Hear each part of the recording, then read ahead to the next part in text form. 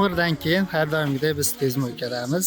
O'zimizning avtomobil yugani keldik. Hozir aktivni sepib qo'ydim. Bilasizlar, bizda eng yaxshi apparaturalar. Bu ikkita motorligi qo'yilgan. Ko'pchilik farqini nimadaligini bilmaydi. Tushuntirib o'taman. Pena sepgan paytda suv chiqib ketmaydi orada.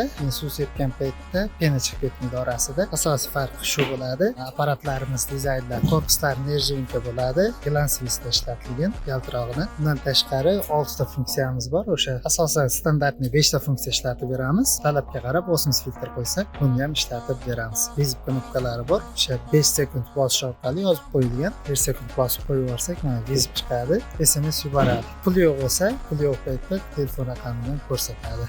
Talabga qarab logotip qo'yib beramiz. Kliklarni oynani ichida qilib berishimiz mumkin. Agar klik bilan o'sha zakaz qilmayotib turgan paytda dogovor qilinsa, birdaniga QR-kod oynaga tushirib beramiz, hech qachon o'chib ketmaydi.